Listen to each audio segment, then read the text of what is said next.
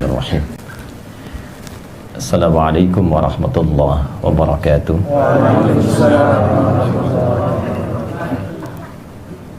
Alhamdulillahilladzi ikhtara al-Islam dina thumma istafa Muhammadan sallallahu alaihi wasallam syamsan lidinihi wa rashida fa asbaha takwinuhu dinan syamsudina wa rashida. Fasalawatullahi alaihi wasalamuhu tam wa ala alihi wa sahbihi wa dhurniyyatihi wa ummatihi ila yaumiddin wa ba'd. Faya ahbaballahi wa ahbaba rasulihi sallallahu alaihi wasallam, usi nafsi wa iyyakum bitaqwallahi faqad fazal muttaqun fala tamutunna illa wa antum muslimun. Faqala ta'ala ya ayyuhalladzina amanu taqullaha haqqa tuqatih wa la tamutunna illa wa antum muslimun. Yang kami hormati, kami muliakan, dan semoga senantiasa dirahmati oleh Allah Subhanahu wa taala guru kami, guru kita semua, Profesor Dr. Din Syamsuddin serta ibu dan keluarga. Semoga kediaman ini dan seluruh aktivitas beliau senantiasa mendapatkan taufik dan rahmat Allah Subhanahu wa taala. Guru kami, guru kita semua, Profesor Riyaz Rashid, semoga senantiasa diberikan kesehatan, kekuatan, dan kemampuan terbaik dalam memberikan pencerahan dan bimbingan pada kita semua. Hadirin sekalian, dan saya harus juga mengkhususkan pada qari kita Mas Mustafa yang tadi telah membacakan dua surah terpisah, surah ke-59 Al-Hasyr ayat ke-18 dan Quran surah ke-16 An-Nahl ayat 97. Intinya adalah kita diberikan pendahuluan untuk senantiasa memetakan dan mengevaluasi kehidupan kita, apakah sudah memiliki bekal terbaik sampai dengan kita kembali kepada Allah Subhanahu wa taala. Setidaknya sampai malam ini sebagai persiapan pulang menuju Allah Subhanahu wa taala. Karena ghad pada lafaz itu wal tanzur nafsu ma qaddamat li ghad, itu maksudnya adalah hari kiamat. Sampai kembali kepada Allah. Kata nafas itu diksi yang dipilih langsung oleh Allah dalam firman-Nya di Al-Qur'an untuk menggambarkan kondisi roh yang sudah memiliki amal. Jadi roh itu saat masuk ke dalam tubuh kita usia 4 bulan. Quran surah ke-15 ayat ke-28 sampai 29.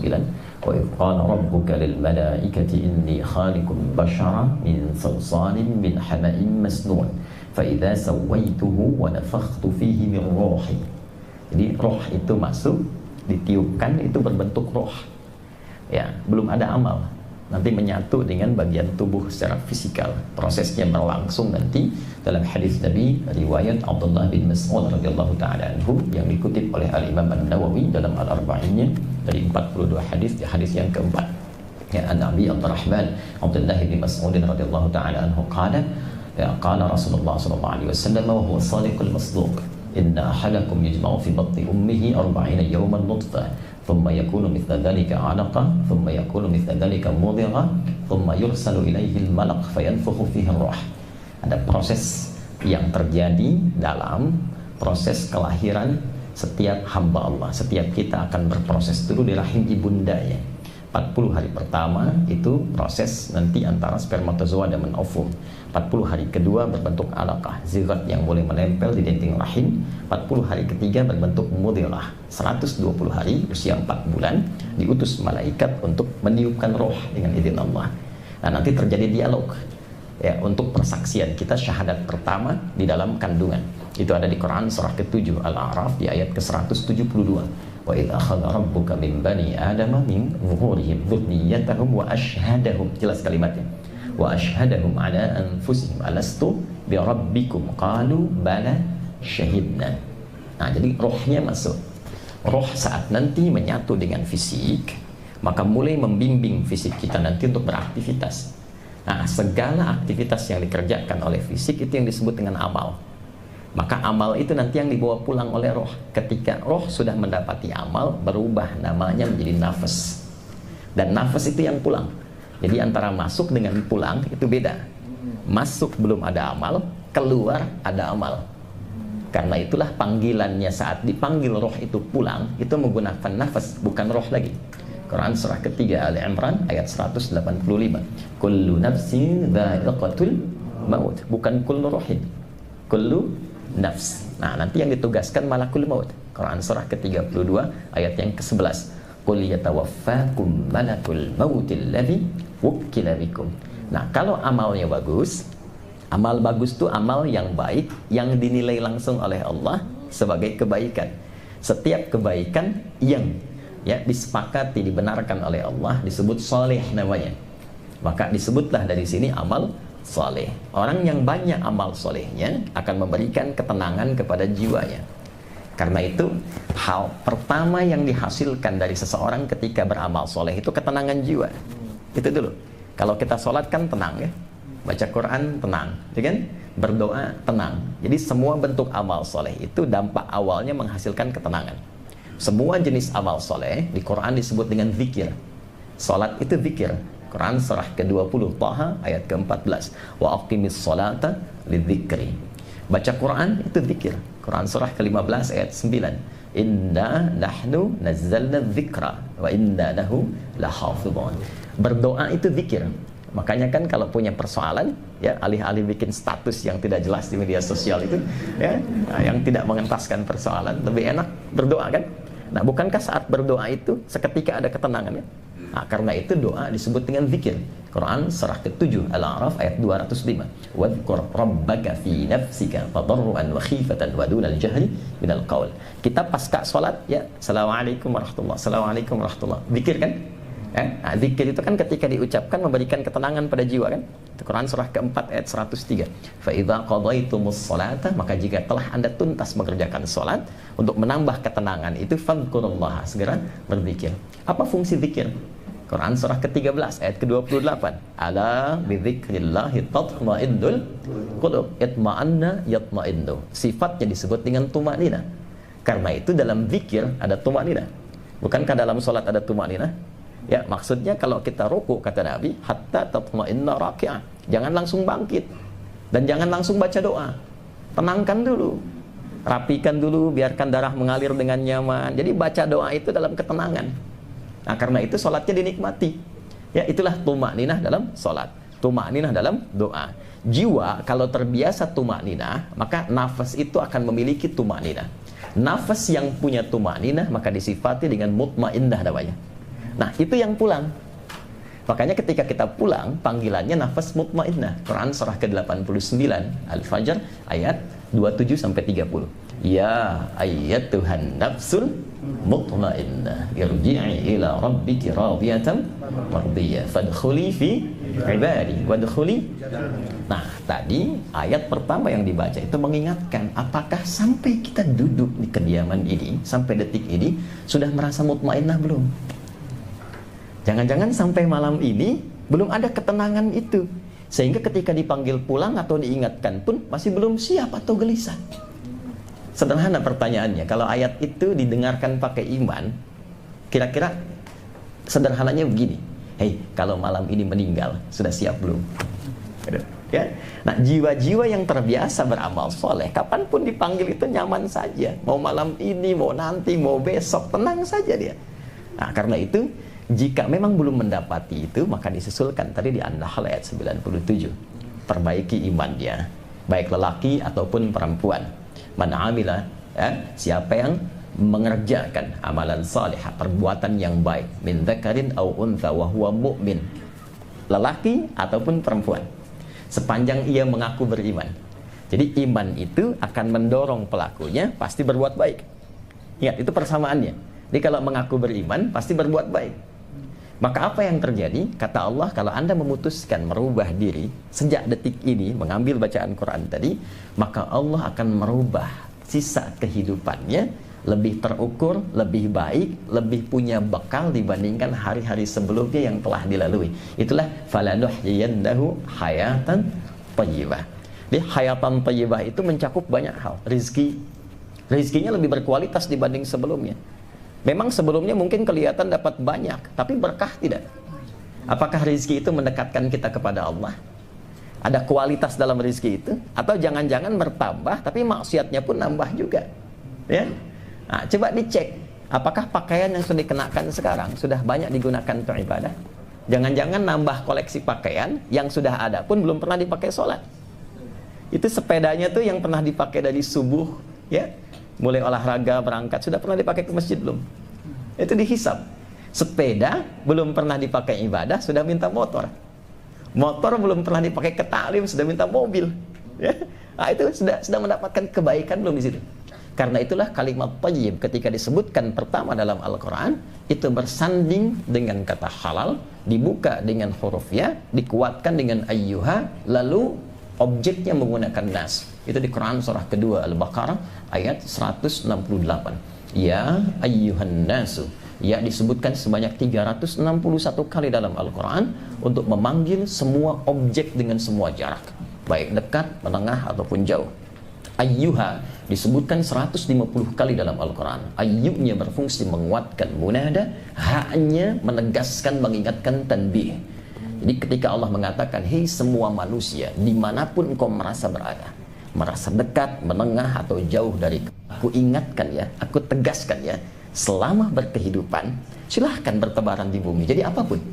Kulu mimma fil ardi, silahkan mencari penghidupan. Minimal kan kita katakan mencari sesuap nasi ya, walaupun yang dicari kan kendaraan juga, rumah juga, kan? Silahkan bertebar, silahkan, tapi halalan thayyibah. Apa itu halal? Halal itu yang tidak ada problem di dalam pandangan Allah Subhanahu wa ta'ala. Kalau itu bisa kita hasilkan, maka semua kegiatan kita itu berubah namanya menjadi hasanah. Hasanah. Hasanah itu setiap perbuatan baik yang punya nilai di sisi Allah. Ya, bukan hanya sholat. Ya, sholat itu disebut hasanah. Quran surah ke-11 ayat 114. Aqimis sholata tarafain nahar wa zulafan minal lail innal hasanat. Jadi setiap kita sholat, kalau diniatkan karena Allah, ada poinnya. Ya, tapi bukan hanya ibadah ritual. Merawat anak, ya, kemudian saling menyayangi suami istri, meniatkan pekerjaan karena Allah, itu punya nilai. Setiap dikerjakan satu aktivitas, nilainya 10. Quran surah ke-6 ayat 160. Ini nggak apa-apa ya kita Quran hadis ya. Quran surah ke-6 Al-An'am ayat 160. Man jaa'a bil hasanati falahu asyru amthaliha. Nah, ngitungnya tuh bukan begini. 1, 2, 3, terlalu sedikit.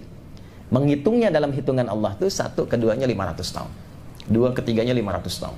3 keempatnya 500 tahun. Nanti setiap poin hasanah itu 1 kedua, 2 ketiga, 3 keempat namanya ajrun. Ajrun, lahum ajrun ghairu mamnun, ya. Quran misalnya surah At-Tin surah ke-95 itu, ya.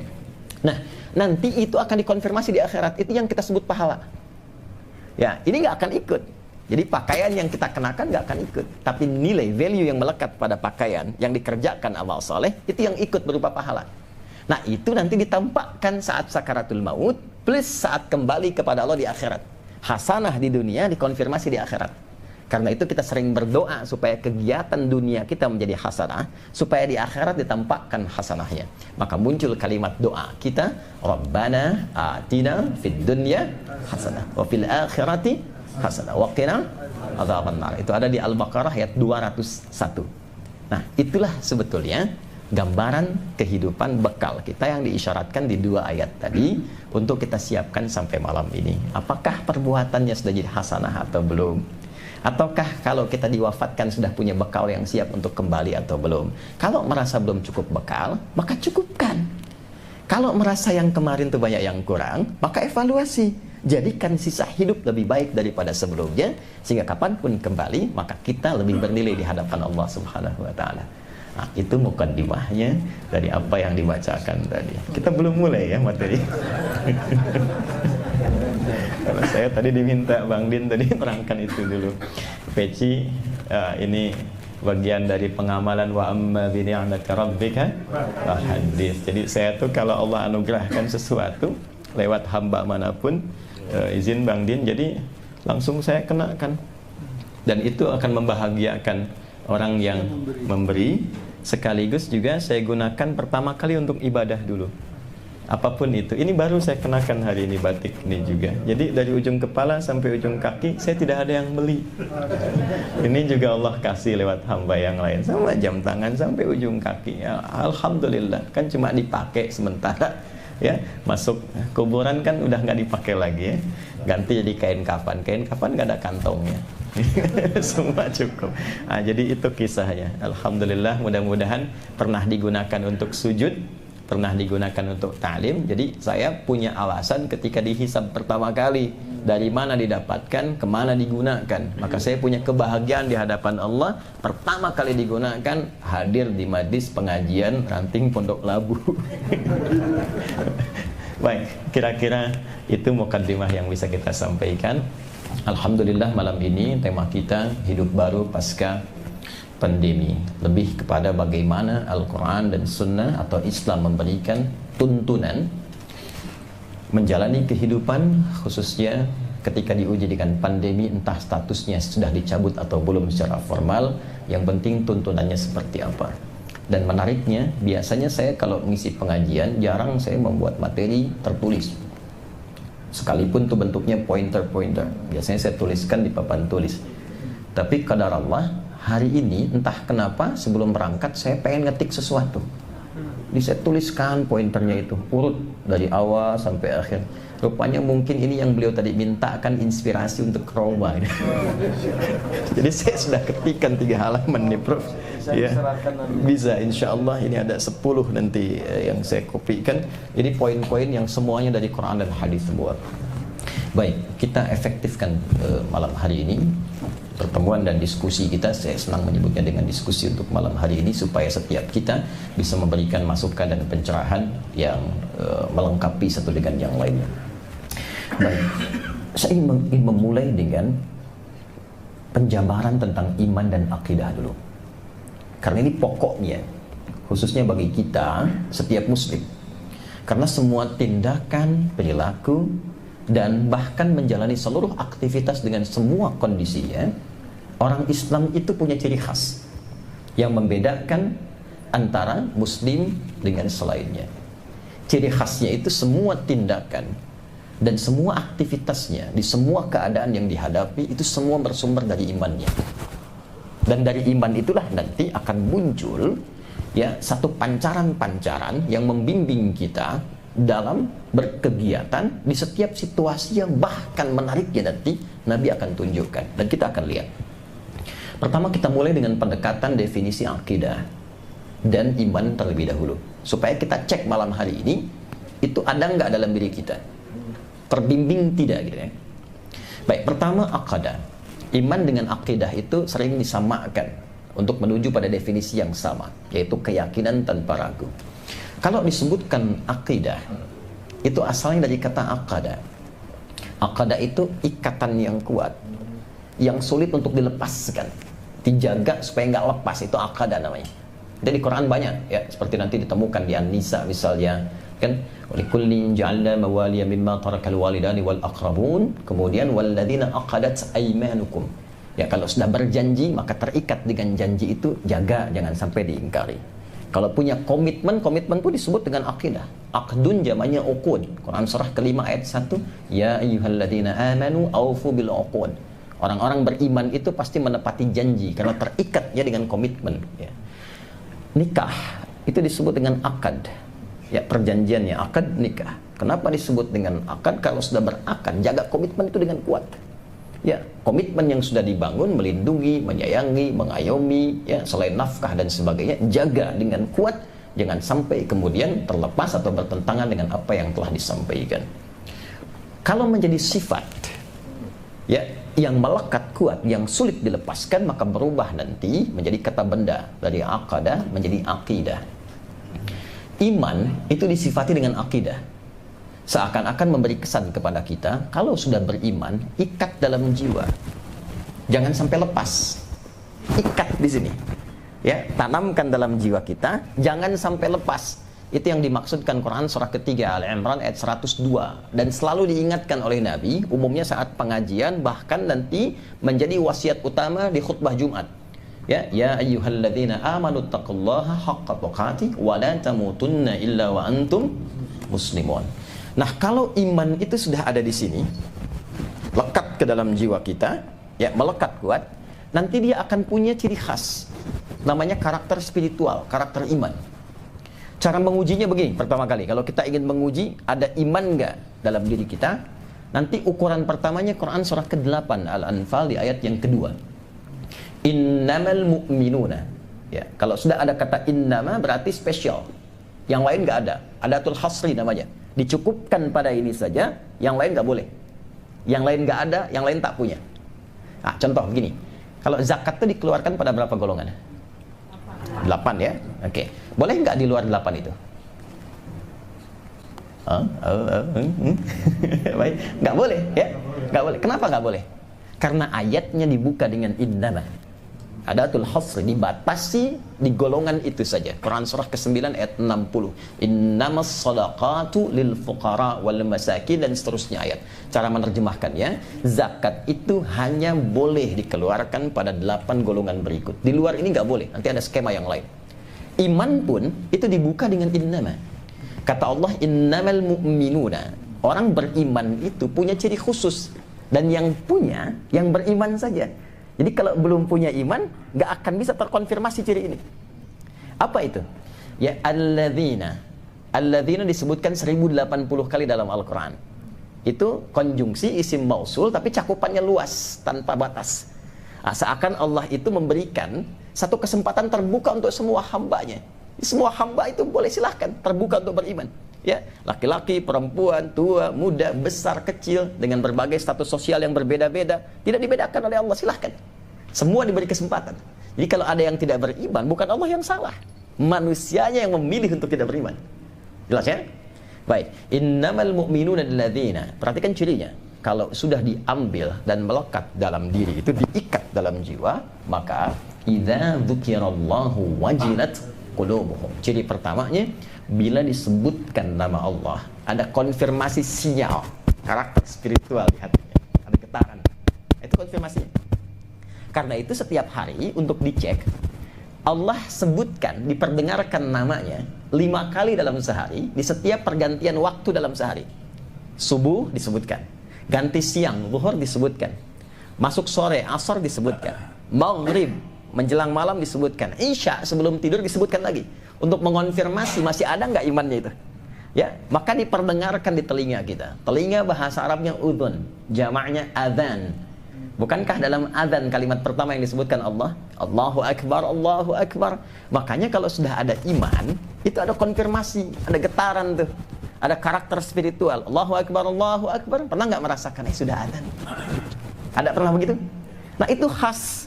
Jadi kalau belum punya iman, nggak bisa itu konfirmasi itu ada. Ini suara apa ya? Nah, itu ya. Wah, ini bising nih, tawanya kekencengan ya. Nah, itu dipertanyakan ya. Nah, ini kalau belum punya iman wajar, tak usah marah. Kalau belum punya iman, kalau mengaku beriman, ada babnya di Quran ada. Yang justru menyoal, nanti ada babnya lagi. Ya, menunjukkan imannya dalam persoalan. Perlu kita bantu supaya persoalannya tuntas. Nah, jadi ini poinnya. Nanti kalau sudah ada konfirmasi, itu disebut dengan karakter spiritual.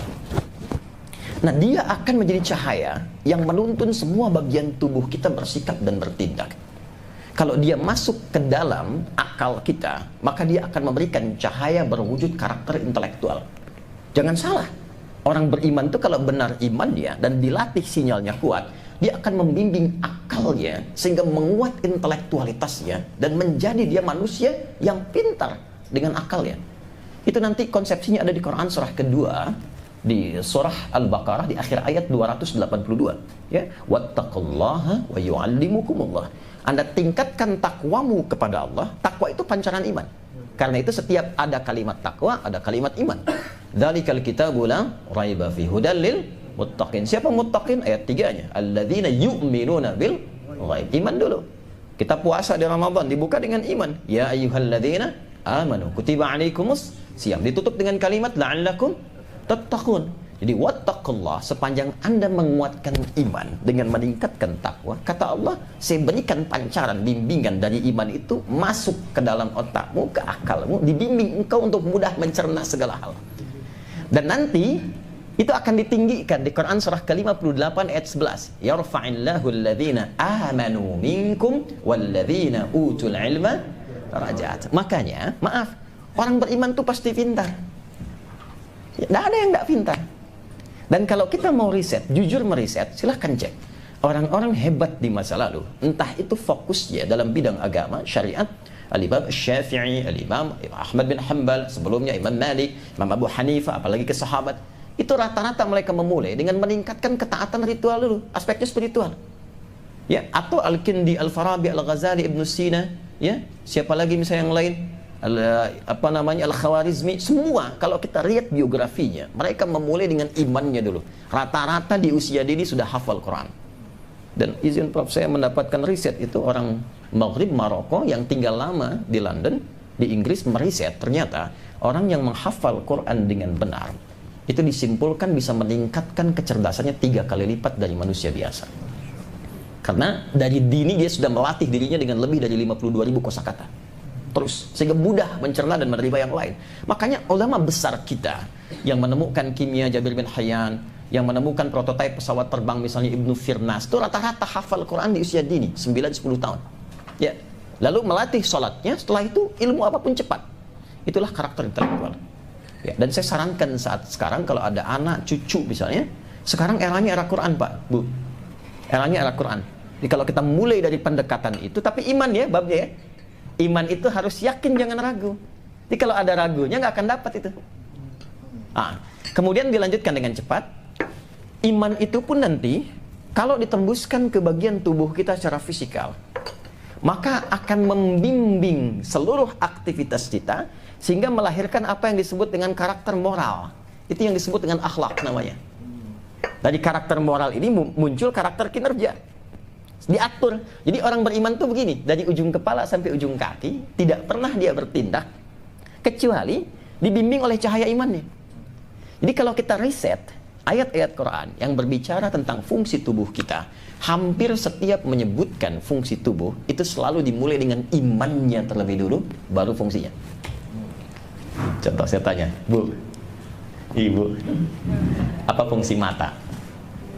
Melihat, baik. Kalau cuma melihat, kambing pun melihat. Elang melihat. Mata elang lebih tajam daripada kita kan? Elang di atas tuh lihat anak ayam kelihatan. Kita udah naik, anak sendiri nggak tampak ya. Baik. Tapi ingat, mata elang setajam-tajamnya tidak dihisab, mata kita dihisab. Dan kita ini saat tercipta, ingat, kita ini makhluk mulia, melebihi kemuliaan jin bahkan malaikat, apalagi hewan. Karena makhluk mulia, maka Allah menjaga kehormatan semua bagian tubuh kita untuk selalu berada di jalur yang mulia. Itu nanti ada di Quran surah ke-17 ayat ke-70.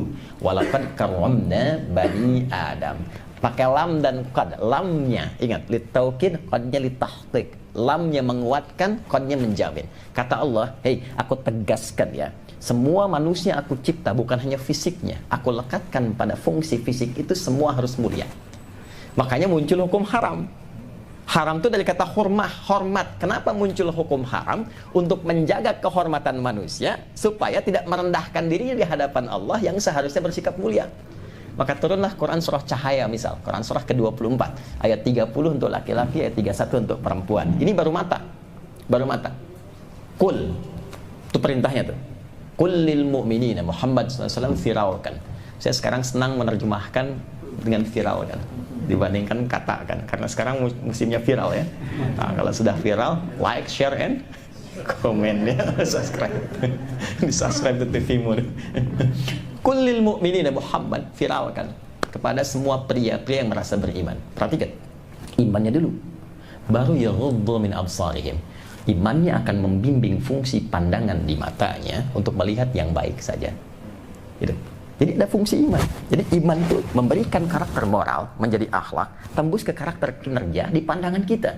Ini cukup dengan beriman, tidak akan mungkin melihat yang salah. Tak akan mungkin melihat maksiat. Karena ketika yang dilihat itu tidak dibenarkan oleh imannya, iman kan dibimbing Tuhan, dibimbing Allah. Tidak dibenarkan oleh Allah, maka seketika akan dipalingkan. Maka mustahil bisa korupsi. Mustahil bisa menipu, mustahil bisa mencuri. Melihat yang tak baik saja sudah nggak bisa. Gitu. Nanti turun ke lisan juga imannya dulu sebelum lisannya. Nanti pindah ke Quran surah 49 tuh, ayat 11 sampai 12. Ya ayyuhalladzina amanu, hai semua pemilik iman. Imannya dulu. La yashar qaumin qaum. Lisanmu tidak akan pernah digunakan untuk mencela orang lain. La yaghtab ba'dukum ba'dha, enggak akan bikin hoax. Jadi kalau iman itu sudah ada, lisan itu pasti baik.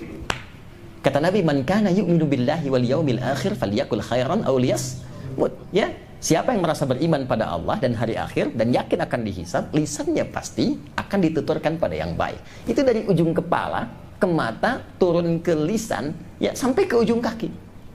Makanya ketika dia melihat sesuatu yang tak baik, itu bisa kompak lisan dan mata tuh bersamaan. Anda pengen lihat ceramah di YouTube, tapi yang muncul gambar yang tak bagus, iklan yang aneh gitu kan.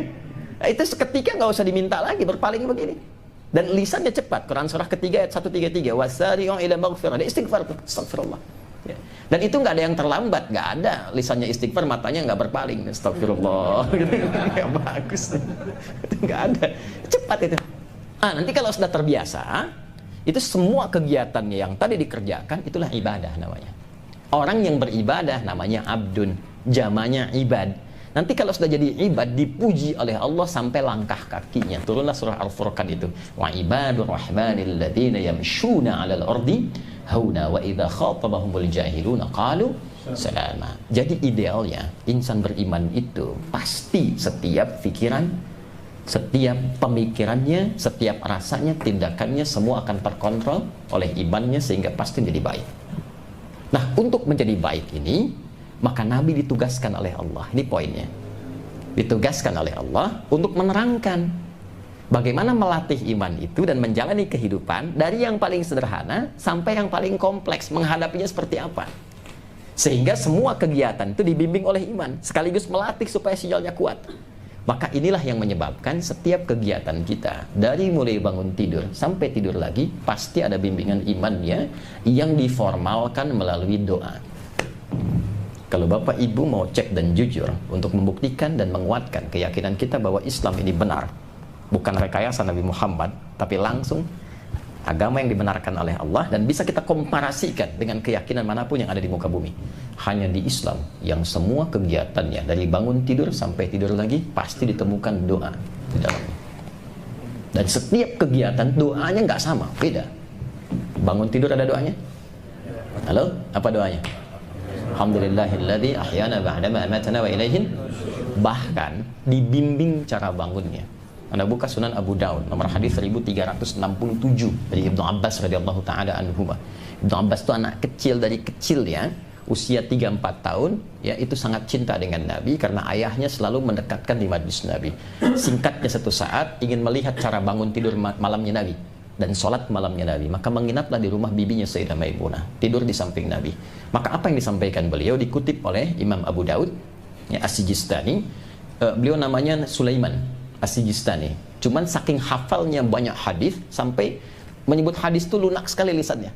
Ini sahih, ini dhaif, ini begini, sampai orang mengatakan begini. Kata Ibnu Qayyim Al-Jauziyah, kalau dulu ada Nabi Daud bisa melunakkan besi dengan tangannya, ini bisa melunakkan hadis dengan lisannya. Maka disebutlah Abu Daud. Ya. Oh. Nomor hadis 1367. Ya, paling kanan di pertengahan, agak ke pojok kiri sedikit tuh. Ya, ada 2 bab begini. Apa yang disampaikan kata beliau? Kana an-nabiyyu sallallahu alaihi wasallam idza istayqadha min nawmihi fajalasa. Thumma masaha bi yadihi min athari nawmihi. Ya, faqara khawatim surah Ali Imran. Adalah kebiasaan Nabi sallallahu alaihi wasallam kalau bangun dari tidur duduk terlebih dahulu. Lalu menghilangkan bekas kantuknya. Jadi hilangkan dulu ngantuknya, bukan langsung baca doa. Baru bangun, alhamdulillah begini-begini ya, bangun jam 3, sadar jam 5 kan. Hilangkan dulu ngantuknya ya, supaya kita membaca doa itu dengan penuh kesadaran ya, ada kenyamanan saat baca itu. Lalu baca ya 11 ayat terakhir surah Ali Imran. Itu nanti ada maknanya itu. Ada maknanya. Itu sudah bikin pintar sendiri tuh. Jadi ulul albab sendiri. Jadi kita itu baru bangun sudah disuruh pintar.